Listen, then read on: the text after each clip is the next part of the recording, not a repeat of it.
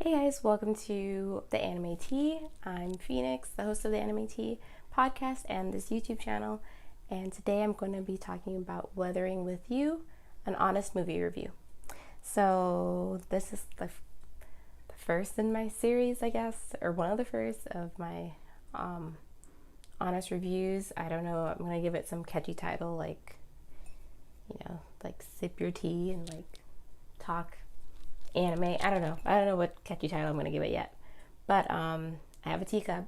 There's nothing in it. I just had it because it's Tokyo. It's from Tokyo, and today's review is about Weathering with You, which takes place in Tokyo. So connections.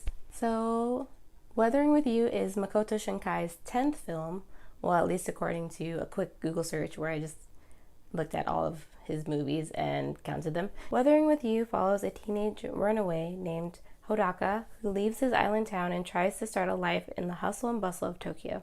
Between the constant rainfall and the difficulty of finding a job and a place to stay, he struggles to survive in the city until he starts working for a paranormal freelance journalist who puts him on a job to find the Sunshine Girl, a girl rumored to bring sunshine wherever she goes, which is much sought after because of the continuous and unusual downpour plaguing the city. As you can tell from the plot that I just read, and probably the title, combine those together for clues that this movie has a lot to do with weather, has a lot to do with people's connection to the weather, and it has a lot to do with rain. There's a lot of rain in this movie. And I'm gonna get into that in a second. But before I get too much into the review for this movie, I wanted to talk about my kind of review system. So I kind of came up with like a simple like 5-step review guide, I guess, for myself mainly, and for you guys to see how I kind of review movies and rate them. I go through and rate the animation, the characters, the plot or storyline, and the music, and I do those separately, and then I come back and at the end and rate them all together based off of what I rated them individually. I'm gonna do my best not to try to spoil anything, but if you're one of those people who are like don't want to hear anything about a movie before you see it, kind of like how I'm like that, don't watch it until you've seen it. Let me start off with the animation. So the animation for this movie, I give it a score of 10 out of 10. I'd give it 100 out of 10, honestly, if I could, because the animation was my favorite part of the entire movie. He's really good at focusing on like tiny little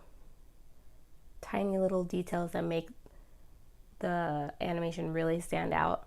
So in this movie, since there's so much rain, like it's literally raining for the majority of the movie, every single drop of water, every raindrop, every cloud, it looks like they just like recorded rain and then enhanced it and then drew the characters in the rain, like as it was happening. That's what I felt like the entire movie. Like the characters were like drawn into what Tokyo would actually look like while it's raining. I honestly think this movie had Shinkai's most beautiful animated sequences. He really focuses on like the backgrounds and like the scenes rather than like putting a lot of emphasis on the characters. The characters are really simple or kind of simple in their design, but they're enhanced by like the detail of the backgrounds and the scenery that they're in. And there was an entire portion of the movie that took place in the sky and like the sky world, as I like to call it. So that was just phenomenal. I love any scene, any kind of scenery, especially in anime that has to do with like that's in the sky, because I don't know, that's always just been really cool to me. Like I love seeing that. Next up is the music. So the music in Weathering with You was great, and it was great because it was all done by Radwimps. Again, Radwimps is the band that also did the original soundtrack for Your Name, so they came back and did it again. I give the music an 8 out of 10. I really enjoyed when it came on. Is There Still Anything Love Can Do? That's my jam. It's not my jam, but it's like gets me in my feelings. It was really sweet, somber song. And there's also another song that I can't remember the name of that Radwimps produced, but it has like a woman singing on the singing it. So that one was also really good. I love the Radwimps music and how it relates to Shinkai's movies, because they kind of encapsulate hopefulness, but also bittersweetness, and they're kind of a little bit sorrowful.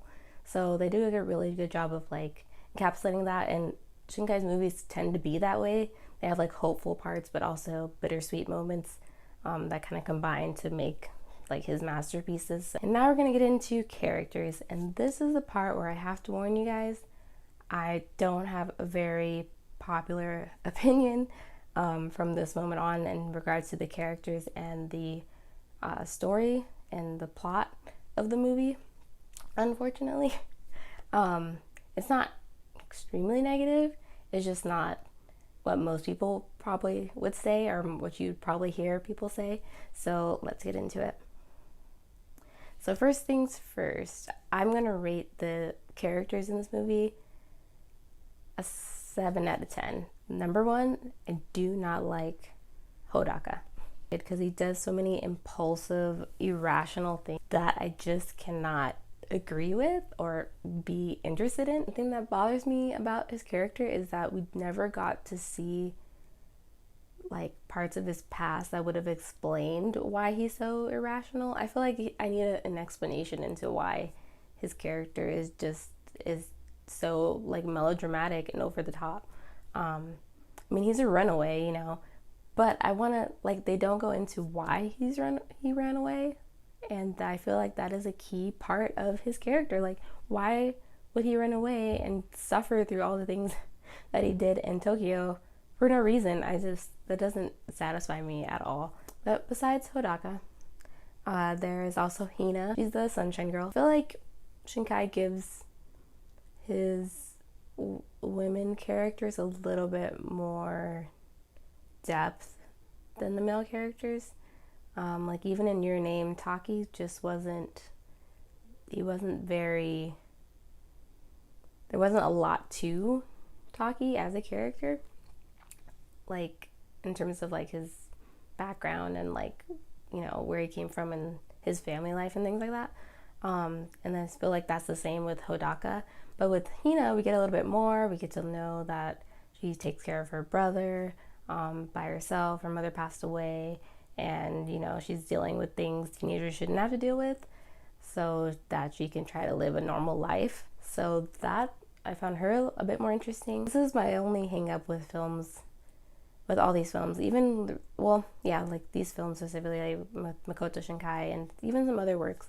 They tend to focus on the male characters as the main characters, and I feel like it honestly should be the reverse. I want to see the introspection and over the topness of the women characters, because I feel like they go through a lot and they have so much more to do. Also, we got a few more adult characters in this movie, which is great. I really appreciated that. I liked Keisuke Suka was the guy who hires Hodaka to help him write paranormal and occult magazine articles. There's a girl named Natsumi who also worked at the paranormal journalism agency, or whatever you call it. I feel like with Natsumi, we got to see a lot more of just her. She was trying to find an actual job so she can, do something with her life, and she felt like she wasn't being an adult fully because she hadn't gotten a job and done things that adults do.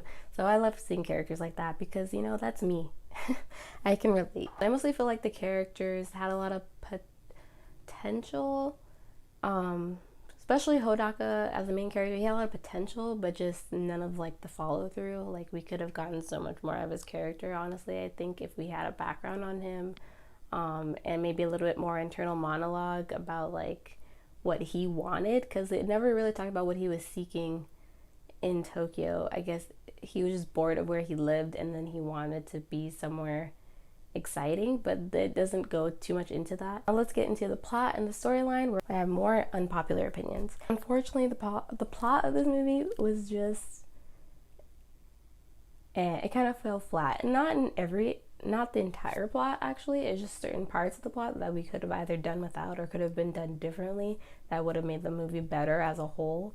So I give like the plot slash storyline of this movie a 6 out of 10. And I'm not gonna raise it because I think I'm accurate in this. Maybe 6.5. Okay, 6.5 out of 10. And that's because there was just parts we could have done without. There was, and especially this one thing, which is the gun.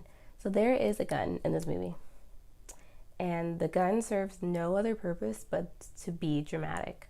And it sucks because, number one, first of all, it's different because, like, I understand there's different social contexts in regards to guns in Japan than there is in America, and that's probably part of the reason why I didn't like the gun being involved in the movie, because it didn't add anything to the story.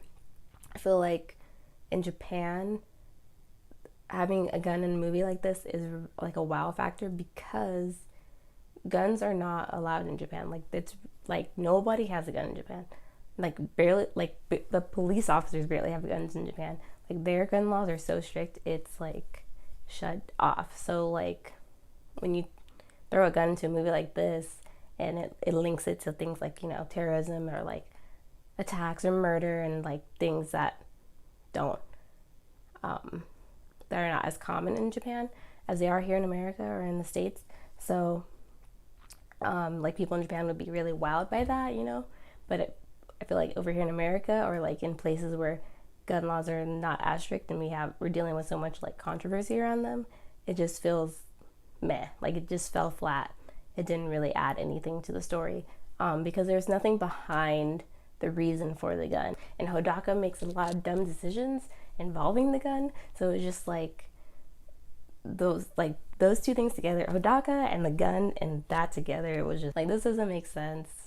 The main thing I really appreciate about this movie and Shinkai's films in general, just speaking about specifically about Your Name in this movie, is that it ends on a not very happy note. Like, it's not just like a really happy ending where everything gets solved and like resolved and everything's good and happy and good to go at the end. Like, you know, everyone lives happily ever after. Things get messed up still, but positive things still come out of it. And I like endings like that. It's just so much better than just having things just be all happy or things just be all terrible. Like, it's like a middle ground. So overall score for the entire movie, I'm going to give it a 7.5 out of 10. This movie was kind of hyped up to me a little bit because, you know, it's Makoto Shinkai. It came after Your Name. Your Name was such a phenomenal movie with great plot twists and like really cool sequences and internal dialogue between the characters and like their relationship with each other, as well as animation, like all combined together. And it was something we hadn't really like just came out of the blue and everyone loved automatically. And then we get this movie which came right after, so it kind of is unfair because it came after Your Name, which was so loved, so it is expected to have to also receive as much love and respect. But I think it's okay if a movie doesn't reach the same height as other movies that a creator makes. Like, we can't always produce masterpieces, but the more we produce, the more closer we can be to producing masterpieces. Like Makoto Shinkai, Your Name was not Shinkai's first movie. He made apparently 8 other movies before that and 9 other movies before Weathering with You. So like, it takes time. Masterpieces don't come overnight, and like, your greatest works continue to grow. They don't just happen. That's it for this movie review. I'm gonna grab my teacup again that's empty. I want to hear what you thought of Weathering with You, if you saw it. If you haven't seen it, are you excited to see it? Did I discourage you from seeing it? I hope not, because I still think it's worth seeing. But yeah, just let me know in the comments below what you think, what you thought about Your Name or other Makoto Shinkai works, and I will see you guys in the next video. Bye!